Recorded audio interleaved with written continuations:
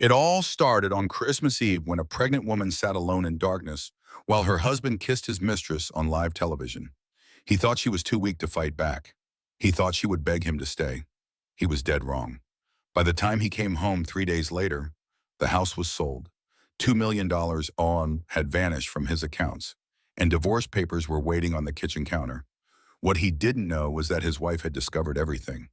The secret transfers, the lies, the plan to take her baby. This is the story of a woman who lost everything in one night and took it all back before sunrise. Stay with us until the end, because the revenge she pulled off will leave you speechless. Drop a comment telling us what time you're watching from, hit that like button, and subscribe so you never miss stories like this. Let's begin. It all began on Christmas Eve when a pregnant woman stood alone in a silent house while her husband toasted champagne with his mistress at a luxury resort. He thought she would wait, that she would break. But that night, Grace Bennett made a decision that would turn her heartbreak into power. Snow drifted quietly over Lakeview that evening, covering every rooftop and streetlight with a soft white glow. The world looked peaceful from the outside, but inside the Bennett residence, peace had long disappeared. A tall Christmas tree stood in the corner of the living room, its golden lights blinking without rhythm, like a heartbeat losing strength. Beneath it, unopened presents sat untouched, their shiny ribbons reflecting the flickering fire from the fireplace. Grace Bennett sat alone on the couch, a blanket draped across her knees. Her hand rested on her round belly. She was 7 months pregnant, but tonight she felt like the loneliest woman on earth. The house that once echoed with laughter now held nothing but silence and the ticking of a grandfather clock. Her phone vibrated on the coffee table. For a moment, she hesitated before picking it up. The screen lit up with an Instagram story notification from one of Marcus's business associates. She clicked, and her breath caught in her throat. There he was, Marcus Bennett, her husband, standing on a marble stage surrounded by flashing cameras and champagne glasses. Behind him, a banner glowed in gold letters, Aspen Winter Gala, Christmas Eve celebration. Marcus looked perfect as always, tall and confident in his black tuxedo, his arm wrapped around a woman with golden curls and a dress that shimmered like ice. Grace knew that face too well. Amber Cole, the company's new vice president of marketing. The woman Marcus had insisted was just a colleague, nothing more. The host's voice echoed through the speakers of Grace's phone. Ladies and gentlemen, to the man who has everything, success, charm, and the love of a beautiful woman. The crowd cheered. Marcus smiled, lifted his glass, and kissed Amber on the cheek. The camera zoomed in, capturing every detail. Amber's hand on his chest, his fingers intertwined with hers, the way they looked at each other like they were the only two people in the world. Grace froze. The sound of clinking glasses felt louder than thunder. Her hand trembled as she set the phone down. For a moment, she could not breathe. The baby inside her moved, a soft kick that brought her back to reality. She whispered to her belly, "It's okay, sweetheart. It's just us tonight." Outside, the wind howled through the pine trees. A single ornament fell from the Christmas tree and shattered on the floor. The sound echoed through the empty room like a gunshot. Grace remembered last Christmas when Marcus had promised that this would be their forever home, that no matter how busy life became, they would always spend Christmas together. He had knelt in front of her, kissed her hands, and said, "You are my only wish, Grace, forever." Now he was miles away, celebrating with another woman. The promises that once sounded like poetry now felt like lies carved in ice. Her phone buzzed again. This time, a text message from Marcus appeared. "Staying in Aspen tonight. Business runs late. Be home tomorrow. Don't wait up." Grace stared at the words until they blurred through her tears. Business. The word tasted bitter in her mouth. She had believed that word for months. Every late night, every canceled dinner, every missed doctor's appointment. But something inside her shifted in that moment. The ache in her chest began to harden, transforming into something stronger. She realized that the man she had loved no longer existed. Or perhaps he never had. Grace wiped her tears and stood up from the couch. She walked to the window, pressing her fingertips against the cold glass. Across the street, other houses glowed with warmth. Families gathered around tables. Children laughed. Couples kissed under mistletoe. For them, Christmas meant joy. For her, it had become a reminder of betrayal. She took a deep breath and looked around the room one more time. Everything inside carried his memory. The silver-framed wedding photo on the mantel, the music box he gave her on their first anniversary, the baby cradle still in its box, waiting to be assembled together. Together. That word never meant much to him. Did it? Grace turned away from the window and walked upstairs slowly. In the nursery, boxes of baby clothes sat unopened. She placed her hand on her stomach again and whispered, "I promise you, next Christmas will be different." But before she could go to bed, she stopped. A thought entered her mind, cold and clear. She walked back downstairs to Marcus's home office. The door was unlocked. She turned on the desk lamp and opened his laptop. The password was her birthday. How ironic. She opened his email first. Nothing unusual. Then she checked the browser history. Deleted. She tried his cloud storage. Also cleared. But Marcus was not as careful as he thought. Grace opened the banking app on his computer. Their joint account appeared on the screen. She scrolled through recent transactions and froze. Aspen Grand Resort, Executive Suite, $8,500 for 2 guests, December 23rd through December 26th. Her heart pounded. She kept scrolling. Another transaction caught her eye. $240,000 transferred to an account labeled Beacon Holdings LLC. She had never heard of that company before. Grace opened a new browser window and searched for Beacon Holdings. The registration records appeared immediately. The company was registered 3 months ago in Delaware. The listed owner was Amber Cole. Grace sat back in the chair, her mind racing. This was not just an affair. This was theft. He was stealing from their joint account and giving it to his mistress. She kept searching. In his desk drawer, she found a folder labeled Business Expansion. Inside were printed contracts, real estate listings, and photos. Her hands shook as she flipped through them. There were pictures of Marcus and Amber on a yacht, champagne glasses raised, the city skyline behind them. On the back of one photo, Marcus had written in his own handwriting, "To New Beginnings, December 2024. Grace felt dizzy. She gripped the edge of the desk to steady herself. The baby kicked again, harder this time, as if sensing her distress. She pulled out her phone and took pictures of everything. The bank statements, the contracts, the photos, every piece of evidence. Then she opened her contacts and called the one person she knew would help her. The phone rang 3 times before a familiar voice answered. "Grace, it's almost midnight. What's wrong?" "Rachel," Grace said, her voice steady despite the tears streaming down her face. "I need you to meet me. Now, he's not just cheating. He's trying to rob me blind." There was a pause on the other end. "I'll be there in 20 minutes. Rachel Price said, "Don't do anything until I get there." Grace hung up and looked around Marcus's office one more time. The walls were covered with awards and certificates, pictures of him shaking hands with investors, articles praising his success.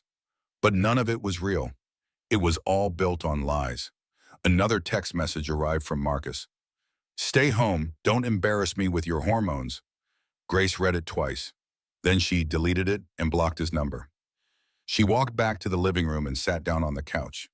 The fire had died down to glowing embers. The Christmas tree lights blinked slowly in the darkness. For the first time in months, Grace felt something she had not felt in a long time. Clarity. She whispered to the empty room, "You wanted a new beginning, Marcus. So do I."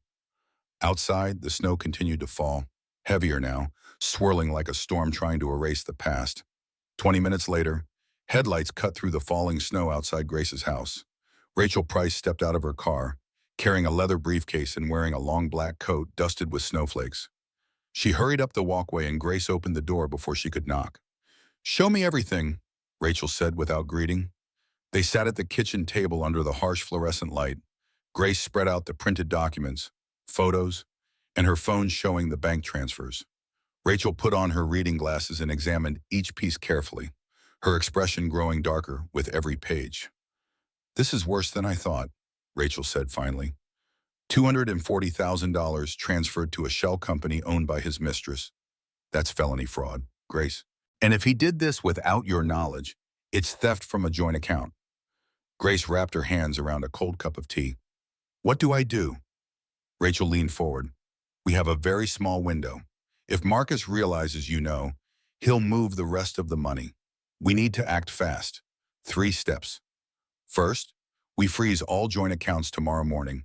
Second, we file for an emergency restraining order. Third, and this is important, we sell this house. Grace looked up sharply.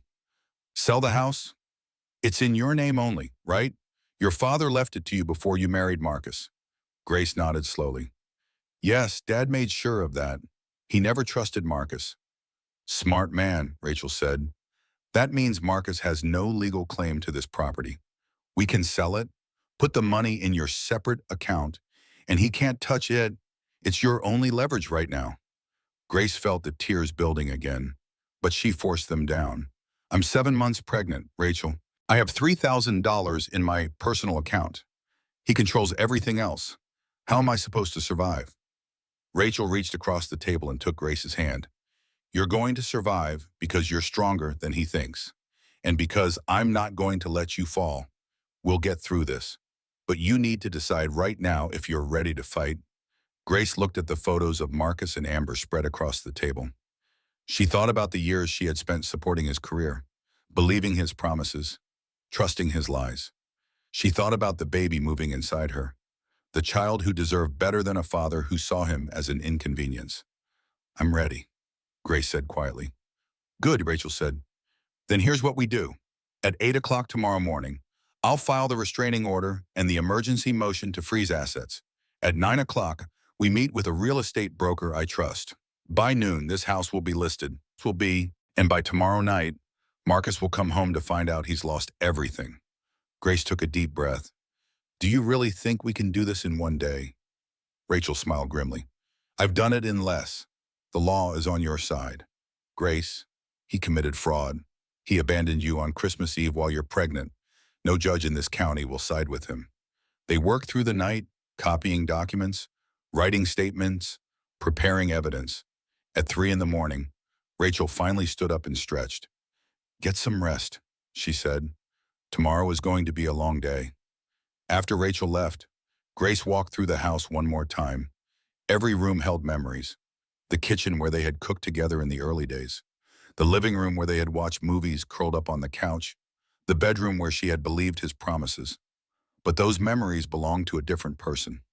A woman who had trusted too easily.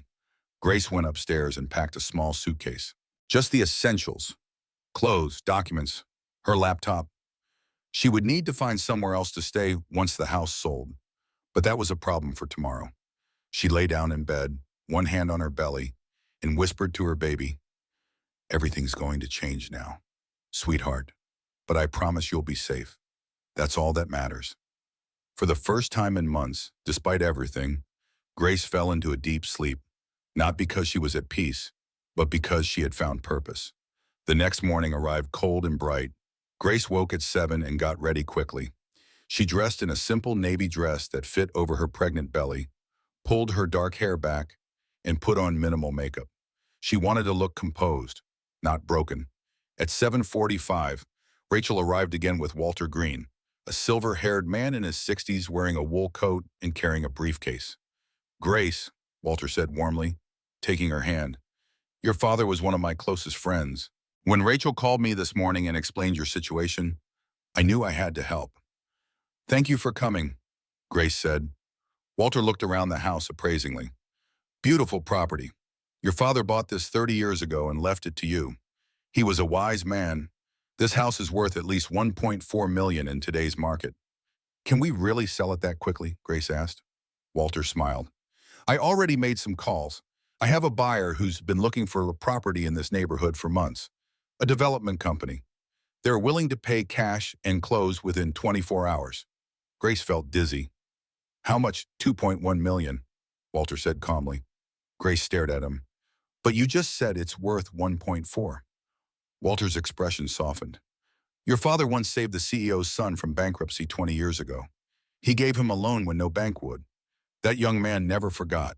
When I called him this morning and told him about your situation, he said it was time to return the favor. The extra money is clean. Grace, it's gratitude, not charity.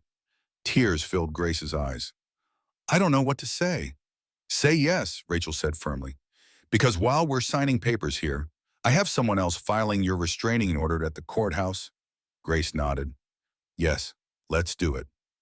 They spent the next 2 hours at the kitchen table signing documents, sale agreement, transfer of deed, wire transfer instructions.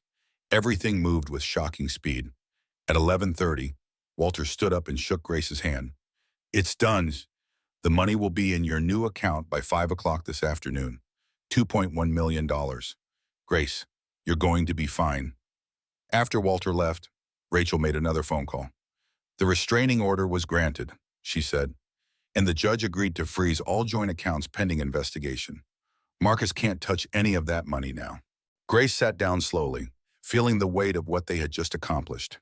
In less than 24 hours, she had gone from having nothing to having everything she needed to start over. What happens when he comes home? Grace asked quietly. Rachel's smile was cold. He's going to find out that underestimating you was the biggest mistake of his life. That evening, Grace packed the rest of her essential belongings into her car. She took one last look at the house where she had lived for 5 years, where she had believed in a future that never existed. Then she drove away without looking back. She checked into a small hotel near Rachel's office.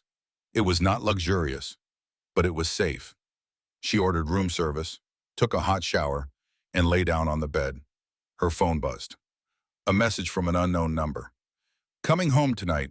We need to talk. It was Marcus. He must have gotten a new phone or was texting from someone else's number since she had blocked him. Grace did not reply. There was nothing left to say. She turned off her phone, pulled the blanket over herself, and closed her eyes. Tomorrow, Marcus would walk into an empty house and find out that his world had collapsed while he was celebrating with his mistress. But tonight, Grace slept peacefully for the first time in months. Marcus Bennett arrived home at 7:30 on Christmas night. The driveway was empty. The house was dark. He frowned as he parked his car and grabbed his overnight bag from the trunk. He unlocked the front door and stepped inside. Grace, why are all the lights off? No answer. He walked through the house, flipping on lights as he went. The living room was empty. The kitchen was spotless and unused. Upstairs, the bedroom looked untouched. Grace, he called louder, irritation creeping into his voice. He checked every room. Nothing. Her clothes were gone from the closet. Her toiletries were missing from the bathroom. Even the half-packed boxes in the nursery had disappeared. Marcus stood in the empty nursery. His jaw clenched. Where the hell was she? He pulled out his phone and called her number. It went straight to a message saying the number was no longer in service. She had blocked him. Are you kidding me? He muttered. He tried calling again from his assistant's phone. This time it rang.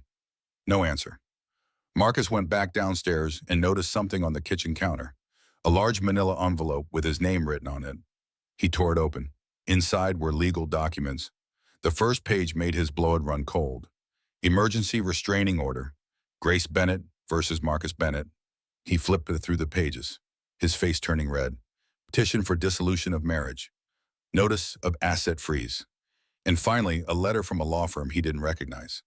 Dear Mr. Bennett, this letter serves as official notice that the property located at 427 Lakeview Drive has been sold. As this property was owned solely by Grace Bennett prior to your marriage, you have no legal claim to the proceeds. All joint bank accounts have been frozen pending investigation into unauthorized transfers.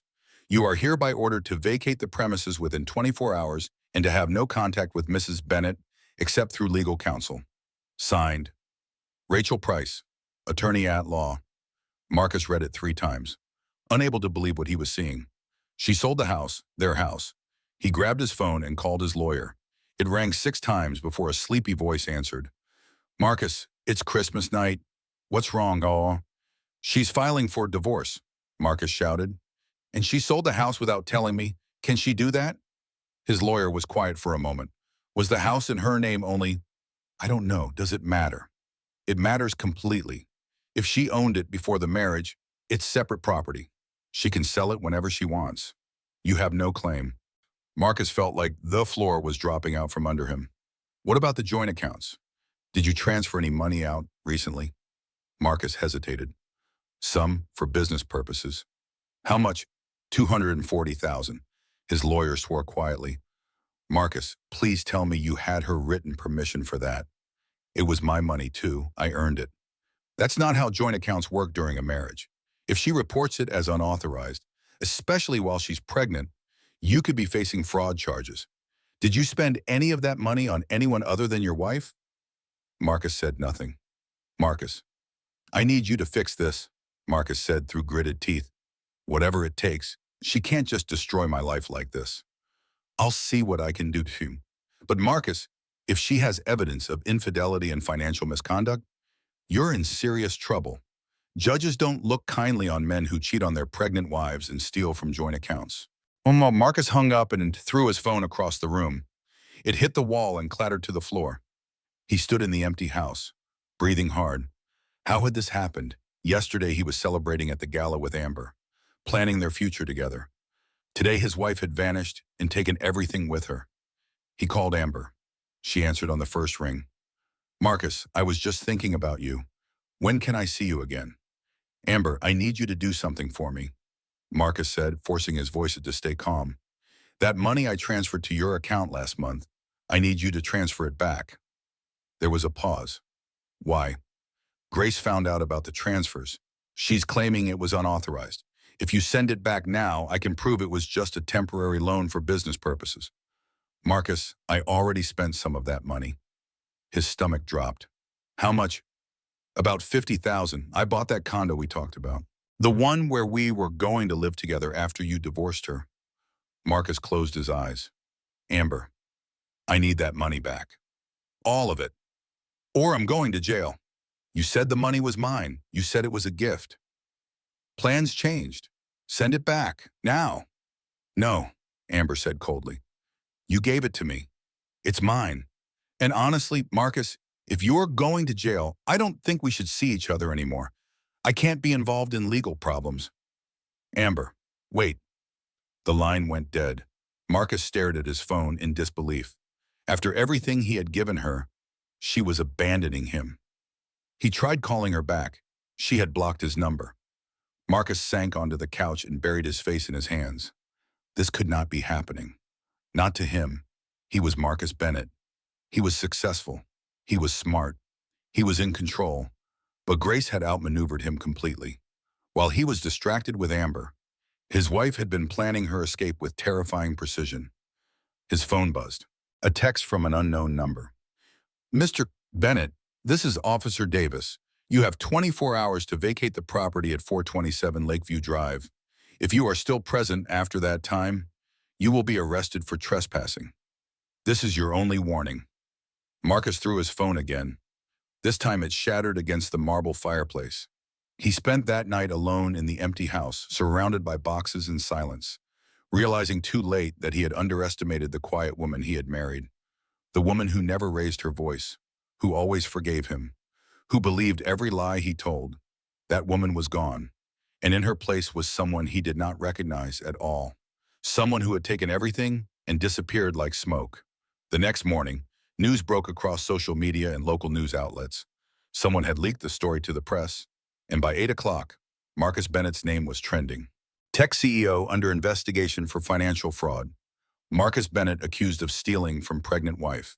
Aspen Gala romance exposed as million-dollar affair. Grace sat in her hotel room, watching the coverage on her laptop. Rachel sat beside her, sipping coffee.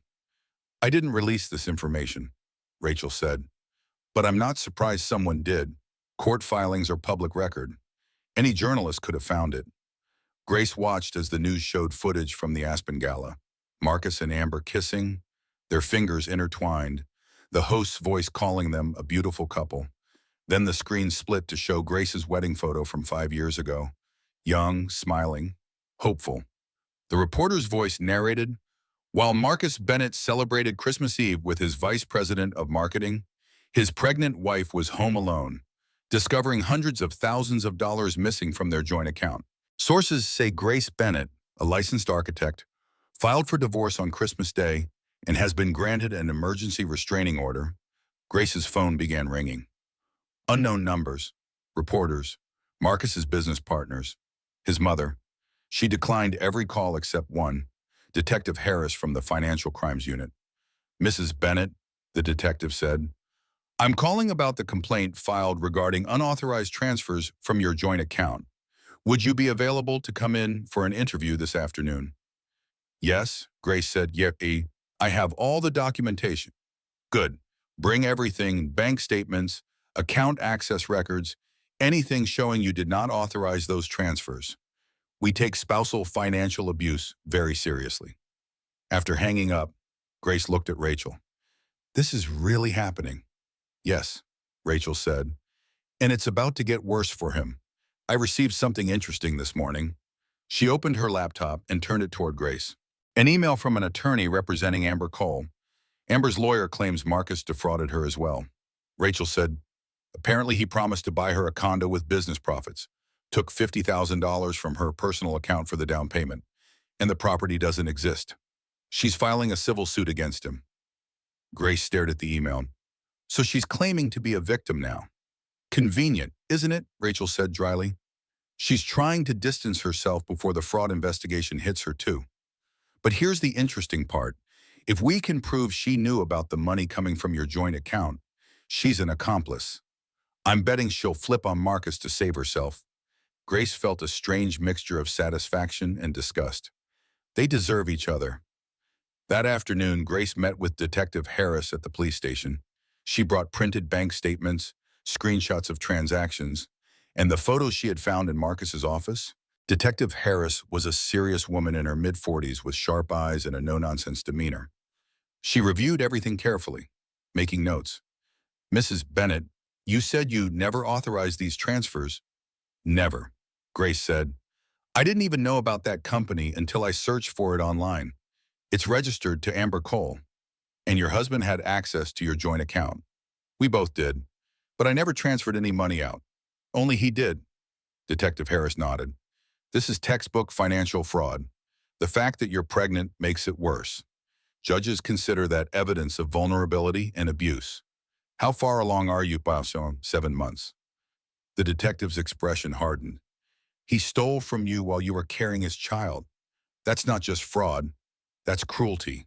I'll make sure the prosecutor knows that. Grace left the police station feeling exhausted but vindicated. The law was on her side. Marcus had made too many mistakes, left too much evidence. But as she drove back to her hotel, she couldn't shake the feeling that this was only the beginning. Marcus was arrogant, but he wasn't stupid. He would fight back. She was right. 2 days later, a process server knocked on her hotel room door and handed her legal documents. Marcus was countersuing. Grace opened the envelope with trembling hands. Inside were multiple filings: petition for emotional distress and reputational damage, motion to contest asset division, petition for joint custody based on parental alienation. Rachel read through them quickly, her jaw tight. He's claiming you destroyed his reputation maliciously. He's saying the restraining order was false and that you're alienating him from his unborn child. That's insane, Grace said. He's the one who cheated. He's the one who stole money. I know, Rachel said, but he hired Richard Sullivan, one of the most expensive defense attorneys in the state. Sullivan specializes in turning victims into villains. He's going to try to paint you as a scorned, irrational woman who fabricated evidence out of jealousy. Grace felt the room spinning. Can they do that? They can try, Rachel said grimly. And with enough money and a good lawyer, they might succeed. We need to be prepared for a fight. Over the next week, things got worse. The media, which had initially sided with Grace, began publishing stories questioning her motives. Was Grace Bennett's revenge justified or calculated? Friends say Marcus Bennett was trapped in unhappy marriage. Sources claim Grace Bennett manipulated husband into marriage. Grace stopped reading the news, but she couldn't escape it. Everywhere she went, people recognized her. Some offered support, others whispered. Then came the worst blow of all. She was watching the evening news when a familiar face appeared on screen. Amber Cole, sitting across from a sympathetic reporter, tears streaming down her face. I had no idea Grace and Marcus were still together, Amber said, dabbing her eyes with a tissue. He told me they had separated months ago. He said the marriage was over and they were just waiting for the baby to be born before filing for divorce. I would never have gotten involved if I had known the truth. The reporter nodded sympathetically. And the money, I thought it was a gift. Amber said, he told me it was from his business profits, not from a joint account. If I had known it was Grace's money too, I never would have accepted it. I feel terrible. I've been used by both of them. Grace sat frozen, watching the screen.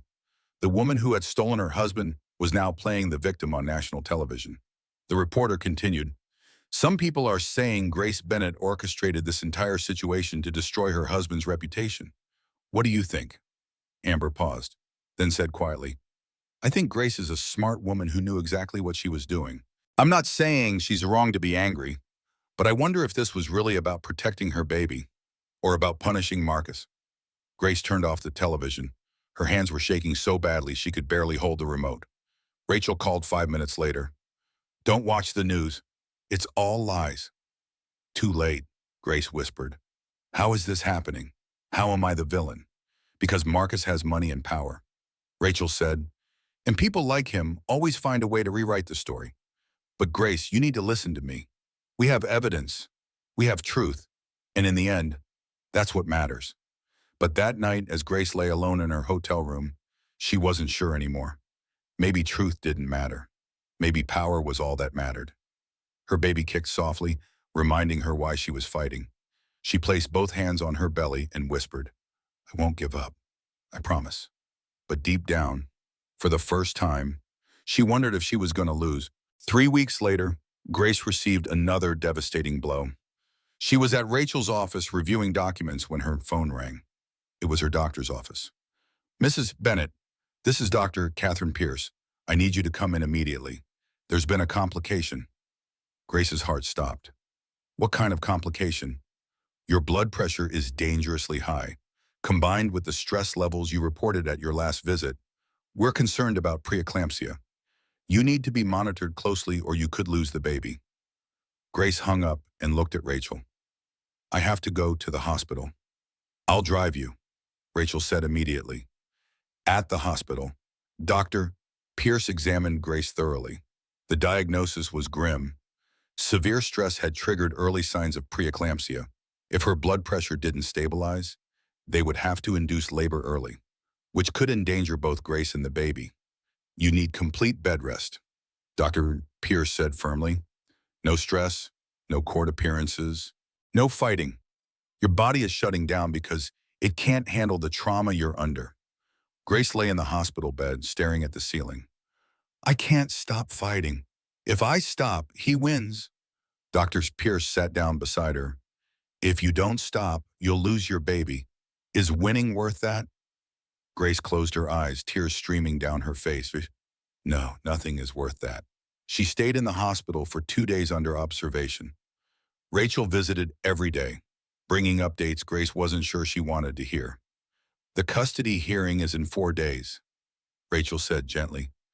"But you don't have to be there. I can represent you." "What are our chances?" Grace asked. Rachel hesitated. "Honestly, with Amber's testimony and Marcus's legal team, it's 50-50. They're arguing that you're mentally unstable, that you fabricated evidence, and that Marcus deserves joint custody." "He doesn't even want the baby," Grace said bitterly.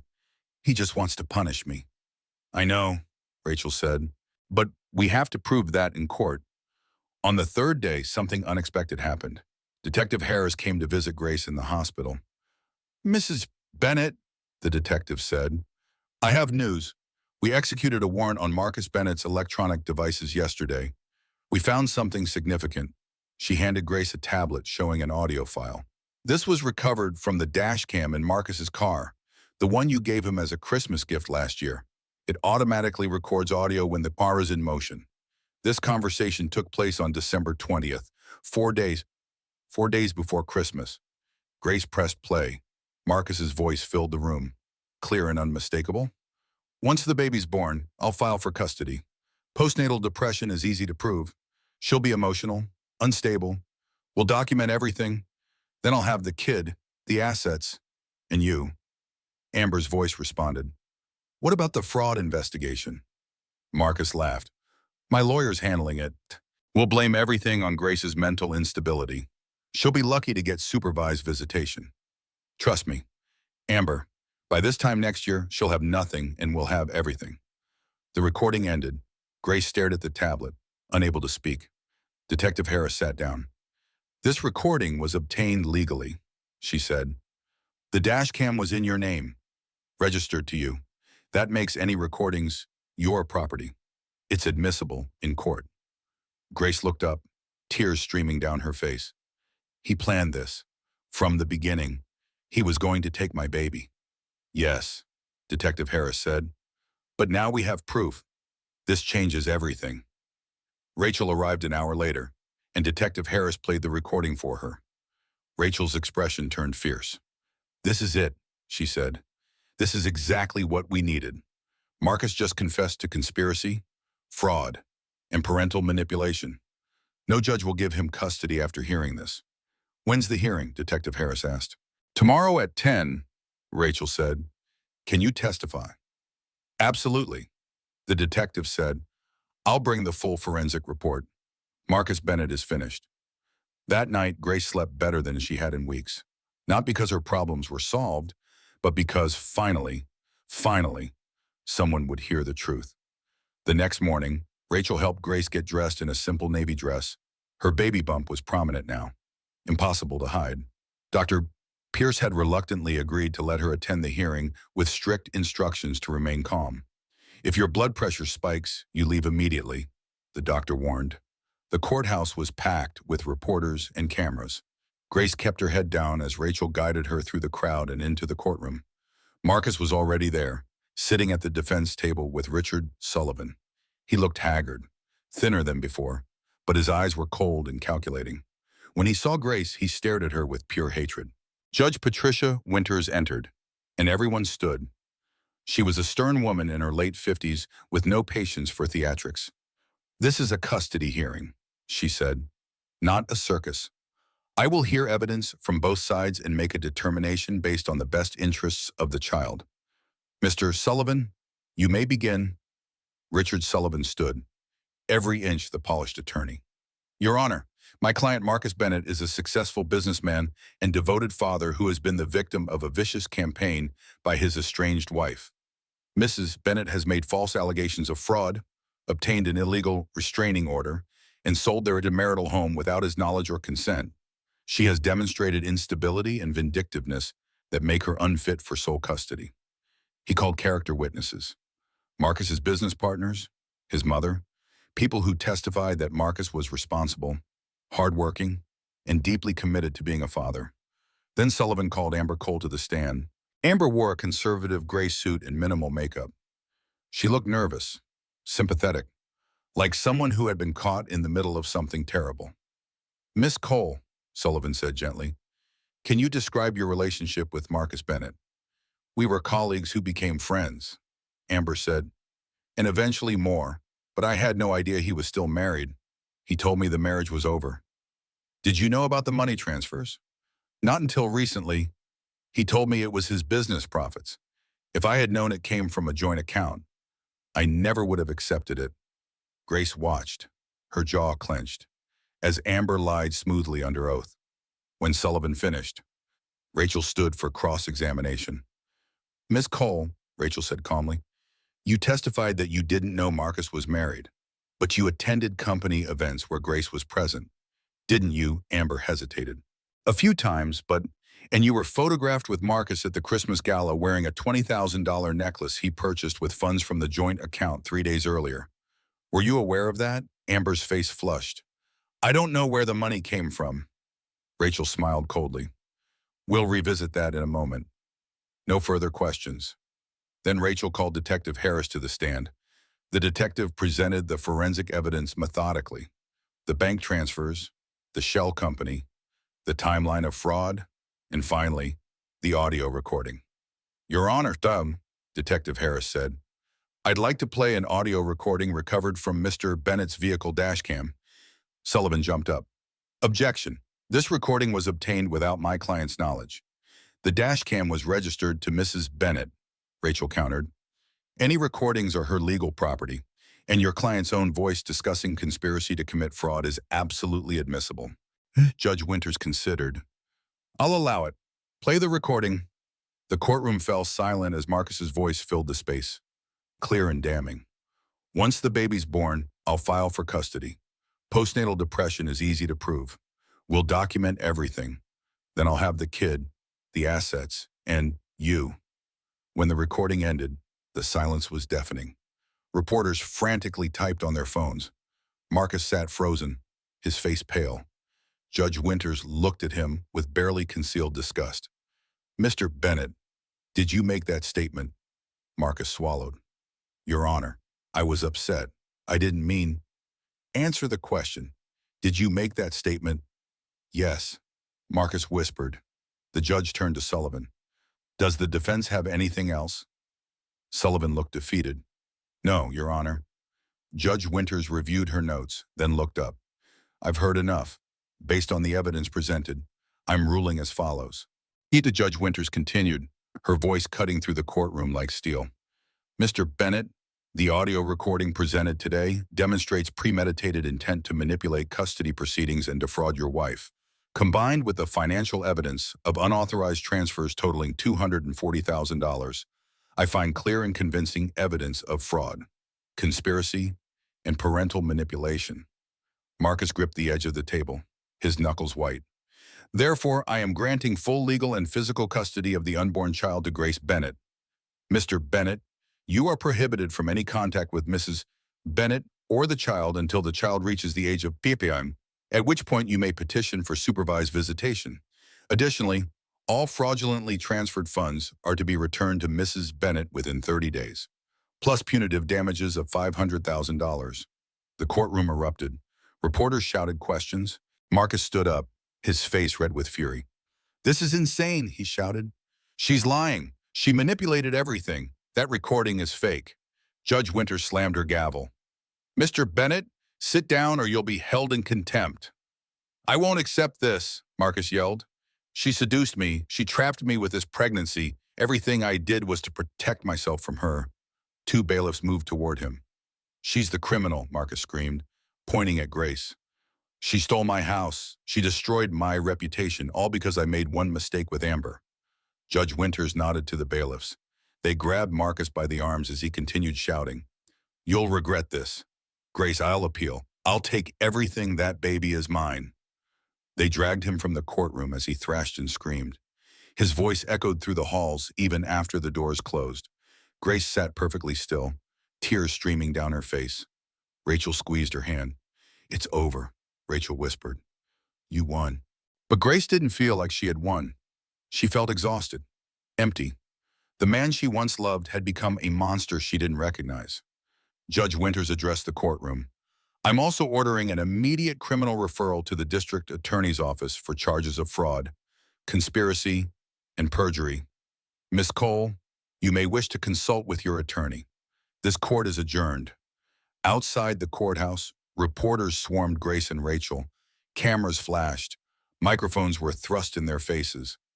"Mrs. Bennett, how do you feel about the judge's decision?" Grace stopped and looked directly at the cameras. Her voice was quiet but steady. "I feel relieved that my son will be safe. That's all that matters to me." "What do you say to people who claim you manipulated this situation?" "I say that the truth always comes out. The evidence spoke for itself." "Do you have any message for Marcus Bennett?" Grace paused. "I hope he gets the help he needs. But more importantly, I hope he stays away from my child." She walked to Rachel's car with her head held high, ignoring the continued shouting of questions behind her. In the car, Rachel turned to her. "You did it, Grace. Against all odds, you actually did it." Grace rested her hand on her belly.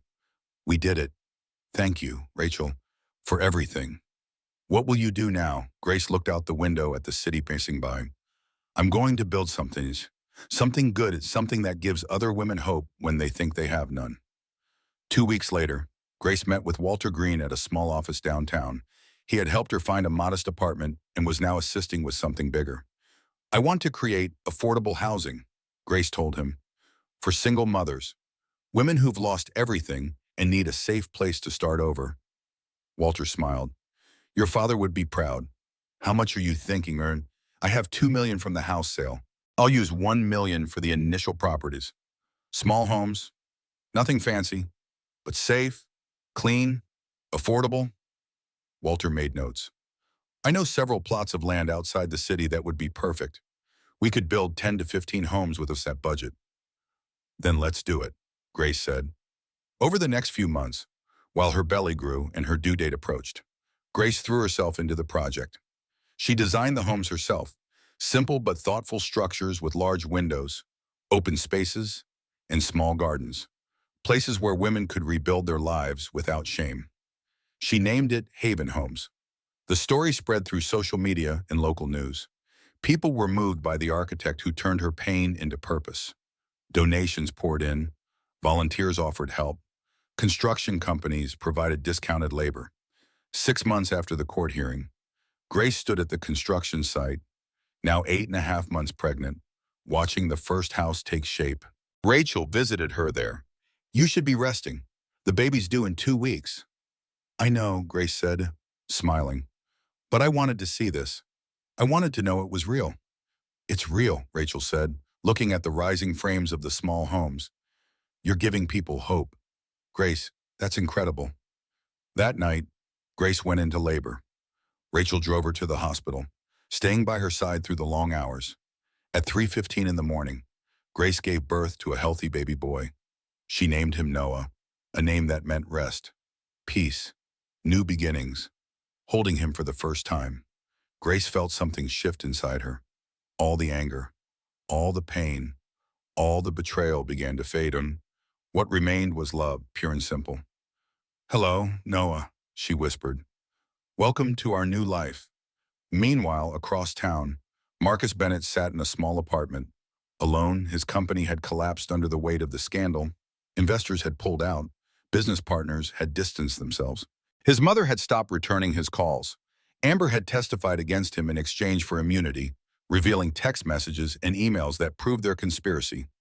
She had moved to another state, leaving him to face the consequences alone. The district attorney had filed criminal charges: fraud, conspiracy, perjury. His trial was scheduled for the fall, and his lawyer had already warned him that prison time was likely. Marcus stared at his phone, looking at old photos of him and Grace from years ago. When had it all gone wrong? When had he become the villain? He knew the answer. Even if he couldn't admit it, it had started with small lies, small betrayals, each one easier than the last, until he had convinced himself that he deserved more, that Grace was holding him back, that he could have everything if he was just clever enough. But he hadn't been clever. He had been cruel. And now he had nothing. His phone buzzed. A news alert. Grace Bennett's Haven Homes opens this week, providing housing for 20 families. He clicked on the article. There was a photo of Grace standing in front of the completed homes, holding baby Noah. She looked radiant, happy, free. The caption read, "Local architect transforms personal tragedy into community hope." Marcus stared at the photo for a long time. Then he closed his phone and sat in the darkness, finally understanding what he had lost. Not the money, not the house, not even his freedom. He had lost the only person who had ever truly believed in him, and there was no getting her back. Summer arrived with gentle warmth. The Haven Homes project was complete, and Grace stood at the opening ceremony with Noah sleeping peacefully in her arms. He was 3 months old now, with dark hair and curious gray eyes that seemed to take in everything around him. 200 people gathered for the ceremony. Community leaders, donors, volunteers, and 20 families who would be moving into their new homes. News cameras captured every moment. Walter Green stood at the podium, his voice carrying across the crowd. Grace Bennett could have used her pain to destroy. Instead, she used it to build. Haven Homes represents more than affordable housing. It represents the power of resilience, the strength of the human spirit, and the belief that everyone deserves a safe place to call home. The crowd applauded. Grace stepped up to the microphone, adjusting Noah in her arms. 2 years ago, she began, her voice steady, I thought my life was over. I was alone, pregnant, and betrayed by someone I trusted. But I learned something important. When you lose everything, you also have nothing left to lose. And that's where freedom begins. She looked out at the faces watching her, some crying, some smiling. This project isn't about revenge. It's about remembering that survival is strength, not weakness. Every woman who walks through these doors deserves to know she's more than what broke her. She's the beginning of something new. Grace looked down at Noah, who had woken up and was staring at her with wide eyes. This isn't about my past. It's about his future, and the future of every child who deserves to grow up feeling safe and loved. The applause was thunderous. Grace stepped away from the microphone. Suddenly overwhelmed, Rachel appeared at her side, steadying her. "You okay?" Rachel asked quietly. "Yeah," Grace said, blinking back tears. "I just can't believe this is real." After the ceremony, families began moving into their new homes. Grace walked through each one, meeting the mothers and children who would live there. Each story was different, but the thread of survival ran through all of them. One woman approached Grace, holding a toddler. Her name was Anna Campbell, a young mother who had fled an abusive relationship 6 months earlier. "Thank you," Anna said, her voice breaking. "You don't know what this means. I've been sleeping in my car with my daughter. Now she'll have her own room, her own bed, because of you." Grace felt tears spilling over. "You would have found a way regardless. You're stronger than you think." Anna shook her head. "I was about to give up. Then I heard about this place, about what you went through. It gave me hope that maybe things could get better. You saved us." Grace hugged her, careful not to crush Noah between them. "We saved each other." As the sun began to set, casting golden light across the small homes, Grace sat on a bench near the community garden. Noah dozed against her shoulder. The air smelled of fresh paint and possibility. Walter sat down beside her.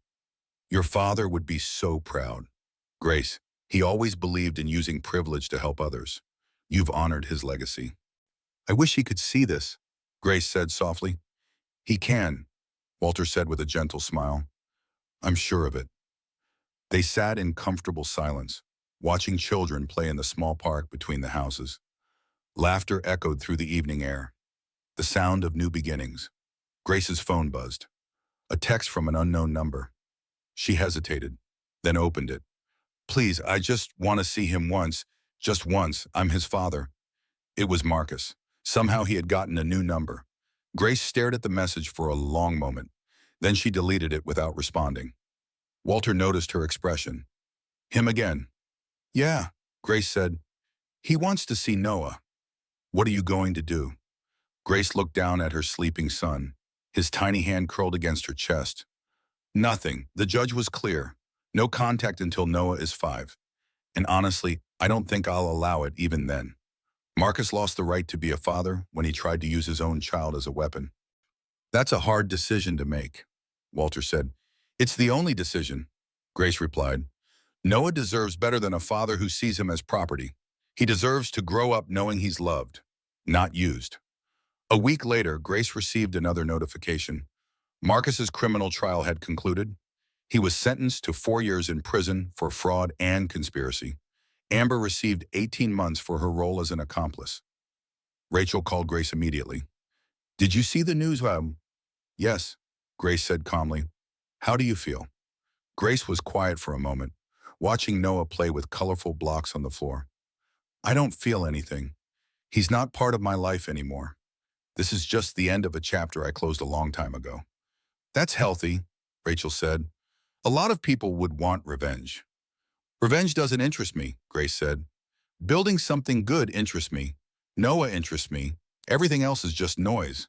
After hanging up, Grace picked up Noah and walked to the window.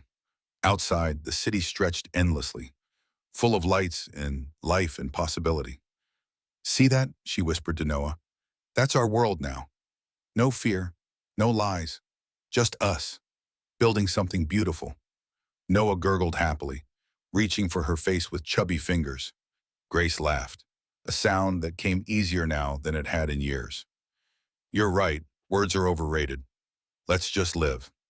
That evening, she video called her mother, who had moved to Florida years ago after Grace's father passed away. "Grace, sweetheart," her mother said, her face filling the screen. "I saw the news about the opening ceremony. I'm so proud of you." "Thanks, Mom," Grace said, angling the camera so her mother could see Noah. "He's getting so big, and he looks just like your father. Those gray eyes." Grace smiled. "I know. Sometimes I look at him and I see Dad's kindness. I hope he grows up with that same gentle strength." "He will," her mother said. "Because you're raising him. You've become such a strong woman. Grace, stronger than I ever was. You're strong too. Mom, You raised me alone after Dad died. You showed me what resilience looks like." Her mother's eyes glistened. "We Bennett women are survivors. Always have been." After saying goodbye, Grace put Noah to bed and sat at her small kitchen table with a cup of tea. Her laptop was open to the Haven Homes website, where applications for the next phase of housing were pouring in. She had received over 300 applications for only 15 available homes. Each one told a story of struggle, of survival, of hope. She wished she could help them all. An idea began forming in her mind. What if Haven Homes wasn't just one location? What if it became a model that could be replicated in other cities? What if she could help not just 20 families, but hundreds? Grace opened a new document and began writing. A proposal for expansion. A framework for other communities to follow. A blueprint for turning pain into purpose on a larger scale. She worked late into the night, fueled lit by possibility and tea. When she finally closed her laptop at 2 in the morning, she felt more alive than she had in years. This was who she was now. Not Marcus Bennett's abandoned wife. Not a victim of betrayal. Not someone defined by what had been done to her. She was Grace Bennett, architect, mother, builder of hope. And her story was just beginning. 1 year after Noah's birth, Grace stood in front of a packed auditorium at the community center. She had been invited to speak about Haven Homes and her journey. The room held at least 300 people, mostly women, all looking at her with expectation and hope. Grace adjusted the microphone, suddenly nervous. Public speaking had never been her strength. But Rachel, sitting in the front row with Noah on her lap, gave her an encouraging nod. "Thank you for coming," Grace began. "I'm not good at speeches. I'm better at building things. But I was asked to share my story, so here it is." She took a deep breath. 3 years ago, I was sitting alone on Christmas Eve, 7 months pregnant, watching my husband kiss another woman on social media. In that moment, I felt like my life had ended. Everything I believed about love, about marriage, about my future, it all shattered. The room was completely silent. But that night, something else happened. I made a choice. I decided that even though I couldn't control what had been done to me, I could control what happened next. So I hired a lawyer. I gathered evidence, and I took back my life. Was it easy? No. Did I want to give up 100 times? Yes, but I had a reason to keep fighting. She looked at Noah, who was playing with Rachel's keys and babbling happily. My son needed a mother who was strong, not broken, and I realized that strength doesn't mean never falling apart. It means choosing to rebuild even when everything inside you says it's impossible. A woman in the back raised her hand. Grace nodded at her. "How did you deal with the anger?" the woman asked. "I'm going through something similar, and I'm so angry all the time. It's eating me alive." Grace considered the question carefully. "Honestly, I was angry for a long time, furious, but I learned something important. Anger is like fire. It can destroy you or it can forge you into something stronger. The choice is yours." Another hand went up. "What about forgiveness? Everyone tells me I need to forgive to move on." "Forgiveness is complicated," Grace said. "I don't think you have to forgive someone who hurt you, but you do have to release them from taking up space in your life. I didn't forgive my ex-husband, but I did stop letting him control my emotional energy. There's a difference." The questions continued for an hour. Each one revealed a woman struggling with her own version of Grace's story: betrayal, abuse, financial control, custody battles. Grace answered each one honestly, never pretending she had all the answers, but sharing what had worked for her. When the event ended, dozens of women approached her. Some wanted advice. Some wanted to share their stories. Some just wanted to say thank you. One older woman, maybe 60, took Grace's hand and said, "I wish someone like you had been around when I was going through my divorce 30 years ago. I felt so alone. You're giving women permission to be strong. That's a gift." Grace felt tears building. "Thank you. That means everything." As the crowd dispersed, Rachel approached with a sleeping Noah. "You were amazing. You should do more of these." "Maybe," Grace said. "If it helps." "It does," Rachel said. "Trust me, every woman in this room left feeling less alone." "That's powerful." They walked to the parking lot together. The evening air was cool and pleasant. Grace buckled Noah into his car seat, marveling at how big he was getting, already starting to talk in simple words, already so curious about everything. "Mama," he said sleepily, reaching for her face. "I'm here, baby," Grace said, kissing his forehead. "Always." On the drive home, her phone rang. An unknown number. She almost didn't answer, but something made her pick up. "Grace Bennett," a male voice said. "Yes, who's this?" "This is Thomas Fletcher from the Department of Corrections. I'm calling because Marcus Bennett has requested to include you on his approved contact list. He'd like permission to write you letters." Grace's grip tightened on the steering wheel. "No, absolutely not. Ma'am, I have to inform you that he's been a model prisoner and is eligible for early release in 2 years. He wanted me to tell you that he's changed and hopes you'll reconsider allowing contact." "Mr. Fletcher," Grace said firmly, "my answer is no. The court order prohibits contact until our son is 5 years old. That's not negotiable. Please remove me from any contact lists and do not call again." "Understood, ma'am. I'll make a note in his file." Grace hung up, her hands shaking. She pulled over to the side of the road and took several deep breaths. Changed. He claimed he had changed. But Grace knew better. Marcus was good at pretending, good at manipulation, good at making people believe what he wanted them to believe. She looked in the rearview mirror at Noah, still sleeping peacefully in his car seat. "I won't let him near you," she whispered. "Not now. Not ever if I can help it."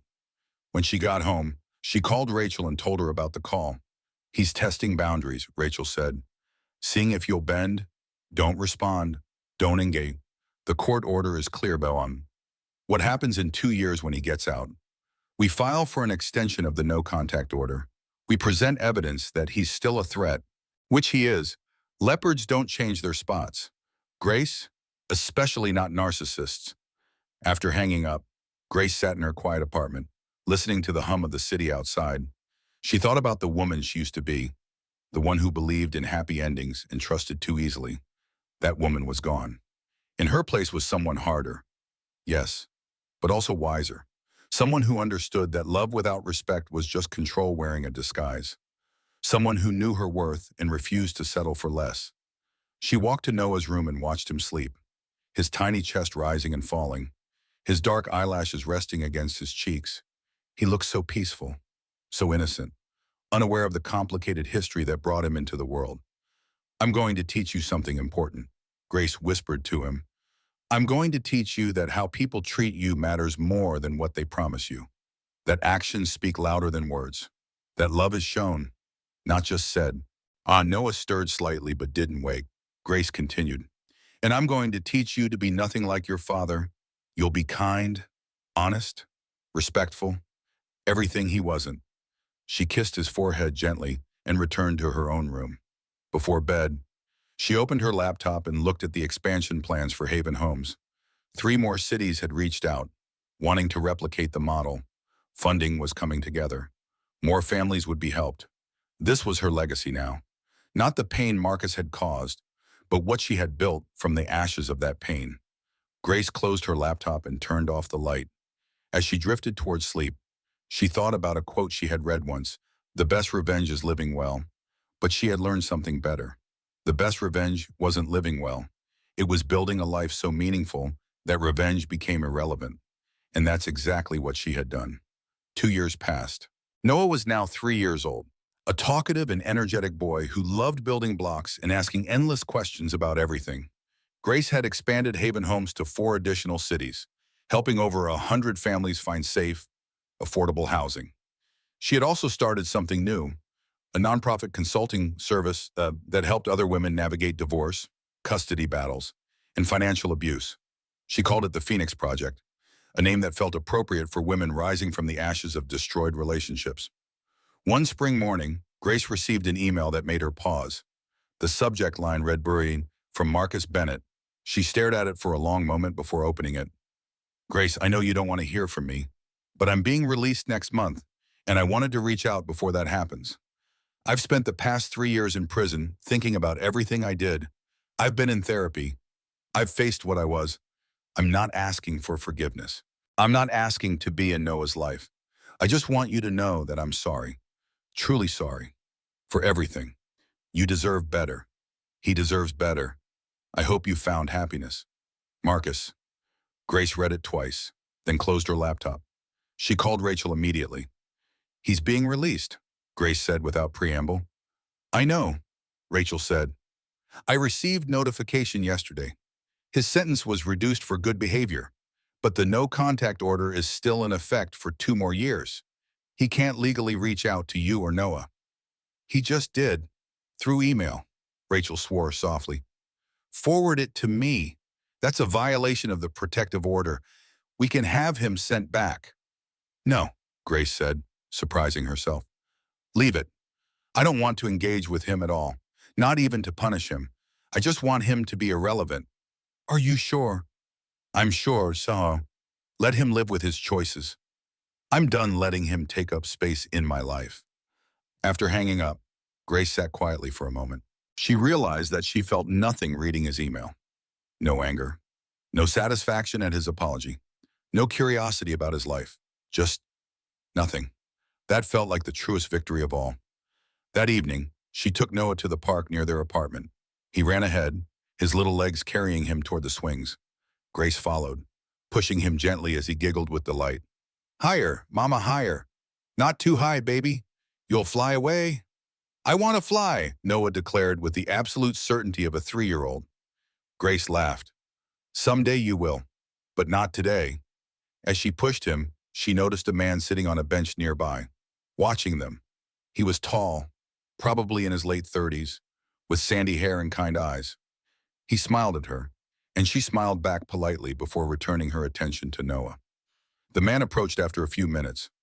Your son is adorable. How old? 3, Grace said, a bit guarded. I'm Eric, he said, extending his hand. Eric Morrison. My daughter's over there on the slides. She's 5. Single dad, life is no joke. Grace shook his hand briefly. Grace, and yeah, single parent life definitely keeps you busy. They chatted casually while the children played. Eric was an architect too, working for a firm downtown. He had been divorced for 2 years and was navigating shared custody with his ex-wife. It's gotten easier, he said. The first year was brutal, but we found a rhythm that works for our daughter. Grace found herself relaxing. There was something genuine about Eric. No pretense, no agenda, just a tired parent making conversation at a playground. When it was time to go, Eric said, Hey, there's a parents' meetup group that meets here every Saturday, mostly single parents. It's nice to talk to adults who understand the K. You should come sometime if you want. Maybe I will, Grace said. Thanks. As she buckled Noah into his car seat, he asked, Mama, who was that man? Just another parent, sweetheart. Someone who has a little girl your age. Is he your friend? Grace paused. I don't know yet. Maybe. On the drive home, she thought about Eric's invitation. She hadn't dated anyone since Marcus, hadn't even considered it. The thought of trusting someone again felt impossible. But maybe that was the problem. Maybe she didn't need to trust someone romantically to have adult friendships. Maybe she had been so focused on building her professional life and being a mother that she had forgotten how to have a social life. The next Saturday, she went to the parent meetup. About 15 people showed up, a mix of single parents with children running around playing. Eric was there with his daughter Maya, a bright-eyed girl who immediately befriended Noah. The parents talked about school struggles, bedtime battles, and the eternal question of how to get kids to eat vegetables. Grace found herself laughing genuinely for the first time in weeks. These were her people, not because of tragedy, but because of shared experience. Over the next few months, she became friends with several people from the group. Eric became a good friend, someone she could text when Noah was being difficult or when she needed advice about a construction project. One evening, after a particularly chaotic day where Noah had decided to paint the bathroom walls with toothpaste, Eric called her. I heard about the toothpaste incident from Maya, he said, laughing. Noah told her it was art. Grace groaned. It took me 2 hours to clean. How do kids have so much energy? It's a mystery science has yet to solve, Eric said. Hey, I'm going to the Architecture Expo downtown next weekend. Want to come? The kids can hang out with my parents, and we can pretend to be professionals for a few hours. Grace hesitated. Is this, are you asking me on a date? There was a pause. Honestly, I don't know. I like spending time with you. If it's a date, great. If it's two friends talking about architecture, also great. No pressure. Grace smiled. Okay, let's go and figure it out as we go. The expo was fascinating. She and Eric spent hours discussing building designs, sustainable architecture, and innovations in affordable housing. They grabbed coffee and sat in the convention center cafe, talking until it closed. I had a really good time, Eric said as they walked to their cars. Me too, Grace admitted. I forgot how nice it is to talk about work with someone who actually understands it. Can we do this again? Eric asked. Whatever this is. Grace looked at him, seeing genuine interest, but also patience. He wasn't pushing. He was offering. Yes, she said. Let's do this again. Over the next year, Grace and Eric's relationship developed slowly. He met Noah properly. She met Maya. They went on dates that sometimes felt more like playdates with two kids in tow. It was messy and complicated, and nothing like Grace's first relationship. It was better. Eric never tried to replace Noah's father. He never pushed for more than Grace was ready to give. He simply showed up, consistently and honestly, proving through actions that he was trustworthy. One evening, as they sat on her apartment balcony watching the sunset while the kids played inside, Eric said, I know you've been through hell, and I know trust doesn't come easy. So I just want you to know, I'm not going anywhere. There's no rush. We go at your pace. Grace felt tears building. Thank you. That means more than you know. I mean it, Eric said, taking her hand gently. You're worth waiting for. It was the opposite of everything Marcus had ever said or done. And for the first time, Grace allowed herself to believe that maybe, just maybe, she could trust again. Not blindly, not naively, but carefully, with eyes wide open, ready to walk away at the first sign of dishonesty, but also ready to stay if he proved worthy. And so far, he had. 5 years after that terrible Christmas Eve, Grace stood at the entrance of Haven Homes' newest location in Seattle. It was the 10th site they had opened, providing housing for 50 families. The organization had grown beyond anything she had imagined, with locations in 7 states and a waiting list of over 2,000 families. Noah was now 5 years old, starting kindergarten in the fall. He was confident, kind, and thoughtful. Everything Grace had hoped he would become. Eric stood beside her, along with his daughter Maya, who was now 7. They had gotten married 6 months ago in a small ceremony at the park where they first met. It wasn't a fairy tale ending, but it was real, built on friendship, respect, and genuine love. Walter Green gave the opening speech. 5 years ago, Grace Bennett turned personal tragedy into community triumph. Today, Haven Homes serves over 300 families across the country. Our worst moments don't define us. What we build from those moments does. The crowd applauded. Grace stepped up to the microphone, Noah holding her hand. When I started this project, I thought I was building houses. But what we're actually building is hope. Every family that walks through these doors gets a chance to write a new chapter, to prove that endings can become beginnings. After the ceremony, families toured their new homes. Grace watched mothers and children light up as they saw their bedrooms, their kitchens, their small yards. One woman approached her, tears streaming down her face. Thank you, I don't know what else to say. Just thank you. Grace hugged her. You did the hard part. You survived. This is just the beginning. As the afternoon sun cast golden light across the development, Rachel appeared at Grace's side. She had been promoted to partner at her law firm, leading their family law division. I have news, Rachel said quietly. Marcus filed a petition to modify the custody order. He's asking for supervised visitation. Grace felt her stomach tighten. She looked over at Noah, who was playing with Maya and other children. What are my options? We can fight it or agree to extremely limited supervised visits. It's your choice. I need to think about it, Grace said. That evening, she sat with Eric on their back porch after the kids were asleep. She told him about Marcus's petition. What do you want to do? Eric asked. I don't know. Am I protecting Noah or punishing Marcus? How do I know the difference? Eric considered this. Ask Noah. in age-appropriate terms. Let him have a voice. The next day, Grace sat down with Noah in his room. Noah, you know how Maya has a mommy and a daddy? Noah nodded. Yeah, her daddy is Uncle Eric, but she also has a mommy she visits sometimes. You have a biological father too. He's not part of our family right now. How do you feel about that? Do I need a daddy? Noah asked. No, Grace said firmly. Uncle Eric loves you very much. This is about whether you want to meet the man who is biologically your father. Is he nice? Grace paused.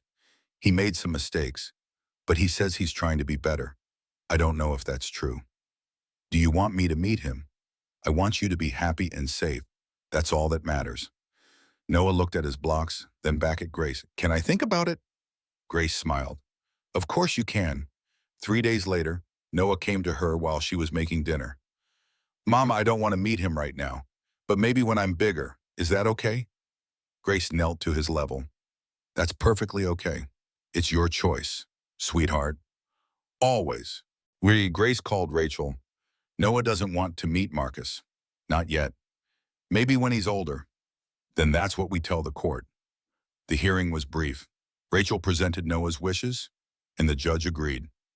Marcus's petition was denied, with the option to file again in 3 years. Grace watched Marcus across the courtroom. He looked different, older, tired. When their eyes met, he nodded slightly. She nodded back, then left without speaking. Outside the courthouse, reporters were waiting. Mrs. Morrison, how do you feel about the judge's decision? Grace stopped. I feel relieved that my son's wishes were respected. He deserves to have a voice in decisions about his life. Do you think Marcus Bennett deserves a second chance? Grace paused. Everyone deserves a chance to change, but change has to be proven through actions over time, not just words. If Marcus truly becomes someone worthy of being in my son's life, we'll revisit this when Noah is ready. Any message for women going through similar situations? Grace looked directly at the camera. Your story isn't over just because someone betrayed you. You're stronger than you think. Sometimes the best thing you can do is walk away and build something beautiful from the ruins. That's not giving up. That's wisdom. They drove home, stopping for ice cream because Noah insisted they needed to celebrate. What are we celebrating? Eric asked. Amused. That Mama doesn't have to be sad anymore. Noah said, but now you're happy, so we should have ice cream. Grace laughed, tears in her eyes. You're absolutely right. That night, after the kids were in bed, Eric asked quietly, do you think about him, Marcus? Sometimes, Grace admitted, not with anger or pain, more like remembering a character from a book I read long ago.